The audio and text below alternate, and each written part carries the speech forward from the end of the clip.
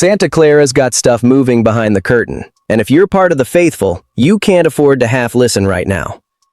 4 different storylines are tugging on the same rope heading into 2026. A cornerstone on offense just shared an encouraging update, but there's a built-in reality check you can't ignore. There's talk of a young wideout being floated in trade chatter, and that idea is going to split this fan base clean down the middle. A familiar last name is walking back into the building on the coaching side, and it's not just some feel-good nostalgia play. And a veteran wants to stay home, while a weird little facility conversation keeps resurfacing as a joke that somehow won't go away. If you're riding with the Niners, tap like, make sure you're subscribed, and throw this in the comments. Which one of these has you most uneasy? Because by the end, I'm lining all of it up for you. Let's start with the visual that made everybody stop scrolling. George Kittle cruising around on an electric scooter. It looks strange at first. It becomes a meme instantly. You see it and your brain goes, hold up, is he good? But once you actually hear Kittle explain it, the whole thing feels different. This isn't messy, it's controlled. It's a guy protecting the comeback the right way. And for a team whose offensive identity is built on playing physical, that's a big deal. Kittle said the scooter is basically just convenience, not some dramatic "I can't move" moment. He's still in the boot. There's a heel lift in there. He's doing the ankle work, the ISO holds, the steady strengthening. And he made it clear, they're not walking yet. That's the line in the sand. No racing, no shortcuts. He even laid out the timeline. He'll be in a shoe next week. Then he's going back and forth between shoe and boot. He'll be on crutches for another 2 to 3, 4 weeks. And then he's rolling again. Quick aside, the way he talks about it, you can tell this isn't guesswork. It's a plan. Now zoom out for the context. Kittle is heading into year 10. In 2025, he played 11 games and still put up numbers. 57 catches, 628 yards, 7 touchdowns. And we all know that stat line doesn't really capture what he does. He's not just a tight end running routes. He changes fronts. He changes coverages. He changes how defenses fit the run. When he's healthy, the red zone menu gets bigger. 3rd and long doesn't feel like you're praying. Play action carries more weight because linebackers have to respect everything. When he's not out there, it tightens up. More predictable, more stressful. Less room to breathe. And this is where the faithful will split, because that's just how it goes. One side is going to say, let him heal, there's time, don't rush it.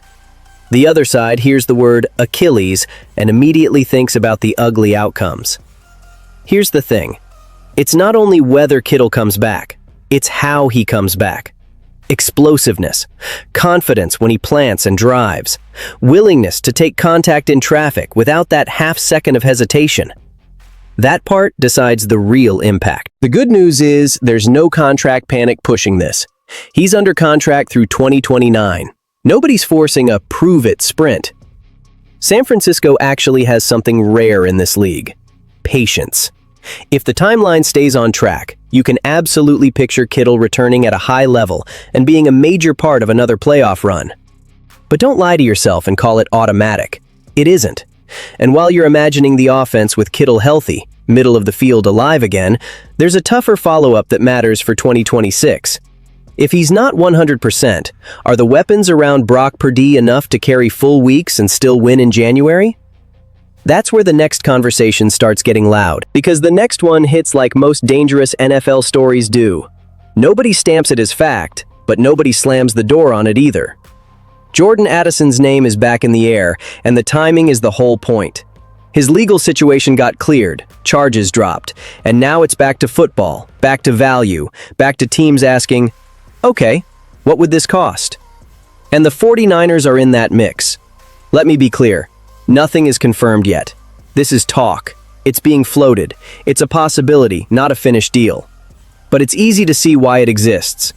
Brandon Ayuk is done in San Francisco. There's real uncertainty with Juwan Jennings because someone out there could absolutely outbid the 49ers in free agency. And Brock Purdy can't walk into 2026 with a whole plan built on maybe and we'll scheme it up. Young quarterbacks need separation. They need timing. They need a margin when protection isn't perfect and the pocket gets tight. Addison is interesting because he's not just a random name. He's young. He's still on his rookie deal. That flexibility matters. He can run routes. He can win in the intermediate areas. He doesn't have to be the one and only alpha for the passing game to change. If your receiver room is being led by Ricky Pearsall and Kendrick Bourne, Addison gives you something that felt missing for stretches in 2025. A steady threat who can create clean windows and turn routine throws into chunk plays. And yes, the comment section is going to detonate on this. Some of you hate the idea of spending draft capital on another receiver. You'll say the issue wasn't talent, it was execution, health, consistency. Other people are going to argue Shanahan's system is at its best when you have at least one guy who can win outside the script, someone who forces defenses to play honest even when the call isn't perfect. That debate is real because it's about identity. Are the 49ers building patiently or reacting because 2025 hurt? On Minnesota's side, it's not like the 49ers would be the only team on the phone. If the Vikings actually move him, that becomes a market, a bidding war. And then you hit the pressure point that always decides these situations. How far do you go? What do you give up for a player who can elevate your offense, but isn't a magic wand that fixes everything? Be honest, the 49ers saw in 2025 what it costs when you wait too long. The offense spent too many weeks trying to find a replacement that never truly arrived. So making noise now could be smart prevention, or it could look like desperation, depending on the price tag. And while everybody's staring at the shiny rumor, there was a quieter move inside the building that tells you a lot about how Shanahan wants this team to evolve. Not every important change comes with a headline. Some of the biggest shifts walk in through the side door and start reshaping the foundation. Hiring Roman Sapolu feels like that. It's not a national splash. It's not an instant wow moment on SportsCenter. But if you look closer, it tells you exactly where the 49ers' focus is right now. The last name carries weight in this organization. Sapolu is 49ers DNA. But this isn't just a nostalgia hire. Roman has real coaching reps, offensive line work, run game coordination, multiple college stops, and then the jump into the NFL with Miami in 2024. He's not showing up green. He's showing up ready to learn fast and contribute. And the timing matters because the offensive line has become a sensitive topic in Santa Clara. It wasn't a total disaster, but it also wasn't consistently dominant. There were stretches where the run game didn't have that usual punch, where protections felt shaky, where the offense couldn't lean on its identity the way you want it to. Bringing in someone with fresh run game perspective and trench experience doesn't feel random. It feels like an answer to something they've been staring at all season. The faithful is going to react two different ways.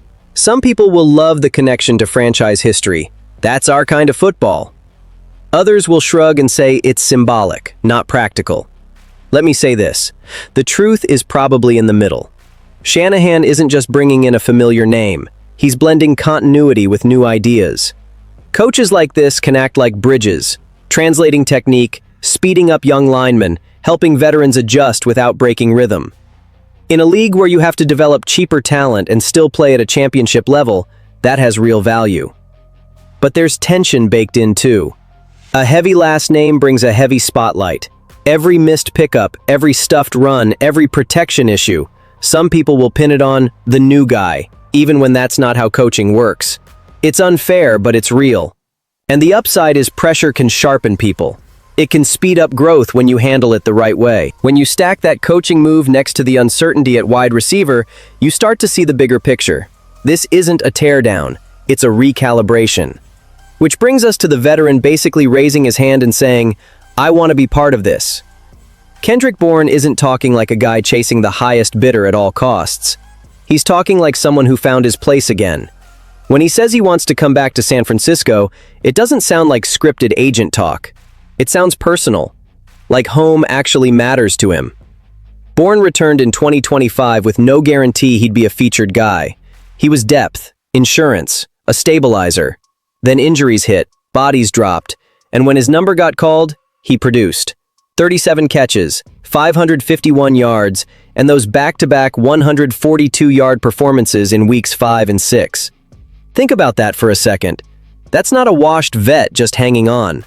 That's a player who can still tilt a game when the matchup lines up. What stood out most was how he framed it. He didn't pretend money isn't a factor. He flat out acknowledged money talks. But he also made it clear San Francisco carries more weight. The relationship with Shanahan, a good exit meeting, The feeling that this is where he belongs. And for a locker room that may lose Jennings and already lost Ayuk, continuity like that isn't just emotional, it's stabilizing. Now, we do have to touch the little facility joke that keeps popping up. The electrical substation thing, the grass turning brown. Let's be responsible. There's no evidence linking any of that to injuries. It's a running joke. It's Bourne trolling. Still, it tells you something. He's comfortable enough to mess around. Guys who are halfway out the door usually don't sound like that. Here's the tension. If the 49ers get aggressive and chase a young name like Addison, where does Bourne fit? Is he cool with a complimentary role? Rotational snaps? Being the steady veteran glue while the younger guys get fed? Or does another team offer him a bigger role and a bigger bag than San Francisco wants to match? That's the crossroads, and it's a real one. From the team's perspective, keeping Bourne reduces risk. It preserves chemistry. It keeps someone who knows the system, who can step into different spots, who gives Purdy a reliable option when things get messy. He doesn't fix everything. He doesn't replace a star by himself. But after how much improvising the offense had to do in 2025, that kind of steadiness matters. And now you can see the map we promised at the top. Kittle is rehabbing without shortcuts. There's talk of a younger receiver being floated to inject life into the passing game. The staff is reinforcing the trenches with identity and process. And Bourne is trying to keep the room steady while the roster shifts around him. That's not panic. That's planning. So when you connect all four dots, the picture comes into focus. The 49ers aren't sprinting blindly, but they're not standing still either. This is a recalibration, balancing patience with the need to reload. Now I want it from you. Do you trust this approach, or do you think San Francisco needs to swing even harder? Drop your take in the comments, hit like, and make sure you're subscribed, because this offseason is going to tell us exactly what kind of playoff run the 49ers are building for 2026.